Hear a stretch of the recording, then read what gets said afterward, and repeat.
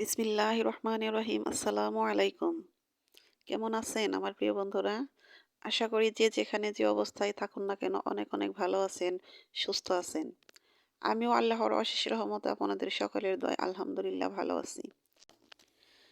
কাছে কিংবা দূরে, দেশ ও দেশের বাহির থেকে যে যেখান থেকে আমার এই ভিডিওটা দেখতেছেন, আমার এই ভিডিওটার সাথে এই মুহূর্তে যুক্ত আছেন, সে বন্ধুদের প্রতি রইল আমার অনেক অনেক দোয়া এবং আন্তরিক ভালোবাসা। তো বন্ধুরা, প্রতিদিনের মতো একটা রিকোয়েস্ট, প্লিজ বন্ধুরা ভিডিওর শুরুতে একটা লাইক দিয়ে আমার ভিডিওটা কন্টিনিউ করেন আর আমার ভিডিওটা সম্পূর্ণ দেখে ফলোয়ার্স করার অনুরোধ করছি। তো বন্ধুরা, প্রতিদিন আমি আমার এই ফুল দিয়ে আমি ভিডিওটা শুরু করি। তো আমার প্রিয় প্রিয় বন্ধুরা আমার এই ফুলগুলো অনেক অনেক পছন্দ করেন, আমার খুব ভালো লাগে। তো আমার অনেক প্রিয় এক আপু দিলরুবার হেসেল থেকে আমাকে আজকে কমেন্ট করেছেন।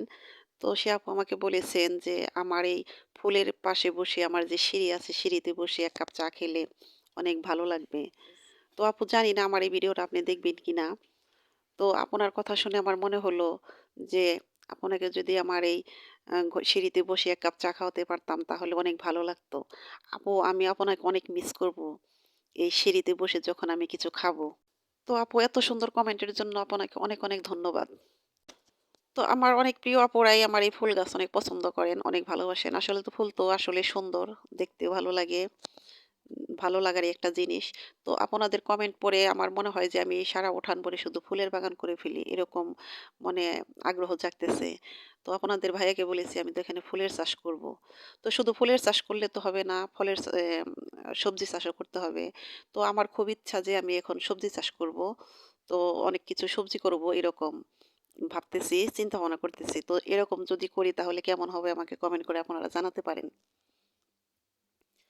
তো এই তো সকালবেলা আজকে বাসি কাজ করে তারপরে রান্না করতেছি ভাত। প্রতিদিন সকালে কিন্তু ভাত খাওয়া হয় না। ওই রুটি, চাপড়ি না হয় খিচুড়ি, এরকম হালকা পাতলা কিছু রান্না করে খাই, দুপুরে একবারে রান্না করি। তো আজকে আবার সকালেই রান্না করতেছি। ভাবতেছি যে একটু কাজ আছে বাড়তি, সেগুলো করব। তো মনে হলো আজকে সকালেই ভাতটা রান্না করে তারপরে সারাদিন যে কাজটা আছে ওটা করতে সুবিধা হবে।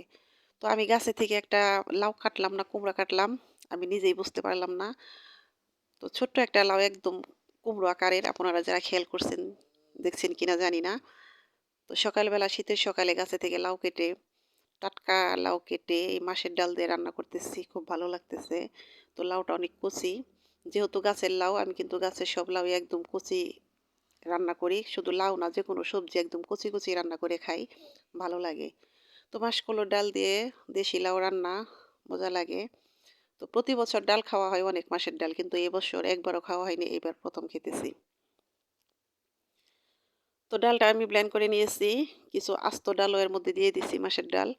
আর এর মধ্যে দিয়েছি হলো কাঁচামরিচ, পেঁয়াজ, হলুদের গুঁড়ো আর কিছু হলো ধনিয়া গুঁড়ো।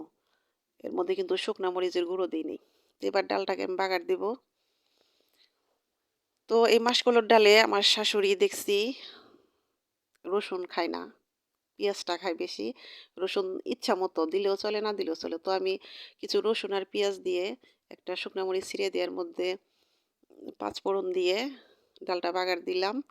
তো ডালটা খেতে কিন্তু বেশ মজা হয়েছিল, আসলেই মজা হয়েছিল, ভালো লাগলো খুব খেতে। সবসময় কিন্তু মাছ মাংস বা মুসুরির ডাল এগুলো খেতে ভালো লাগে না, মাঝে মধ্যে ডালেরও উল্টাপাল্টা করে খেলে ভালো লাগে।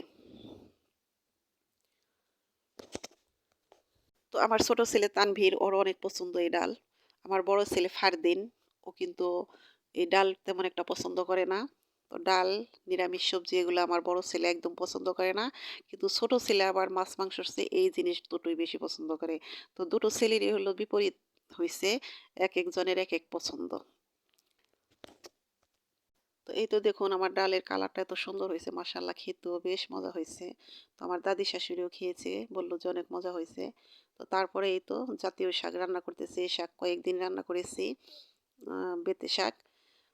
তো আমি তো আসলে ও আপনাদের দেখানোর জন্য যে পারফেক্টভাবে কিছু রান্না করা এক এক দিন এক এক রকম, আমি কিন্তু সেরকম কোনো রান্না বা সেরকম কোনো ভিডিও আপনাদের সাথে দেখাই না। কারণ আমি প্রতিদিন যে আমার ইচ্ছা মতো যে আমি রান্না করে যে খাবারগুলো খাই, আমি সেগুলো আপনাদের সাথে শেয়ার করি।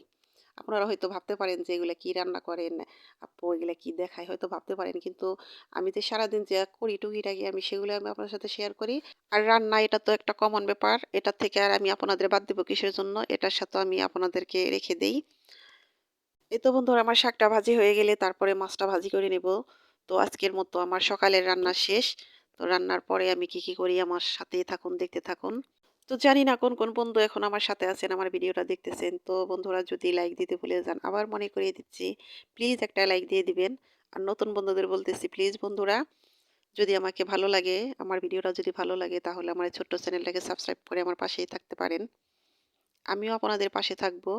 ছোট্ট একটা কমেন্ট করে যাবেন, সে কমেন্টের সূত্র ধরে আমি আপনাদের পরিবারে চলে যাব ইনশাআল্লাহ। তো এই তো হাট থেকে কিছু বীজ আনিয়েছিলাম ছেলেকে দিয়ে। করলা বীজ। এই বীজটা নাকি আগের দিন ভিজিয়ে রেখে পরের দিন বুনতে হয়। তো আমি তো আজকে ভিজিয়ে রেখে দিব। কালকে আমি এটাকে বুনবো। আর এখন বুনে দেব হলো শসার বীজ। তো বন্ধুরা এই বীজগুলো বুনে দেব আমি বস্তার মধ্যে মাটি তৈরি করেছি সেই মাটিতে। তো মাটি তৈরি করেছি শুধু এই আমি যে দুয়ার ঝাড়ু দেই সেই মাটিগুলো দিয়ে, এমনি কিছু মাটি আছে আর কিছু বালু আছে।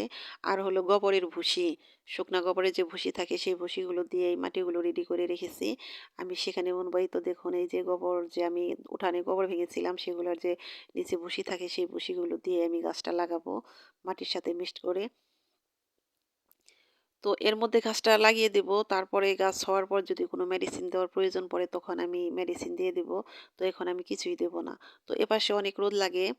তো এই সাইডে আমি বস্তায় আমি কয়েকটা পদের গাছ লাগিয়ে দেব। তো গাছ লাগানো একটা পেশা বা নেশা যেটাই বলেন এটা আমার আছে। তো জানি না কোন বন্ধুরা এখন আমার ভিডিওটার সাথে আছেন এই মুহূর্তে। তো বন্ধুরা আবার মনে করিয়ে দিচ্ছি, যদি লাইক দিতে ভুলে যান প্লিজ একটা লাইক দিয়ে দেন। আর বন্ধুরা আমার কথা ও কাজে হয়তো অনেক ভুল আছে, সে ভুলগুলো প্লিজ ক্ষমা সুন্দর দৃষ্টিতে দেখবেন। আর আমার ভুলগুলো অবশ্যই কমেন্ট করে জানাবেন, আমার ভুলগুলো ধরিয়ে দিবেন।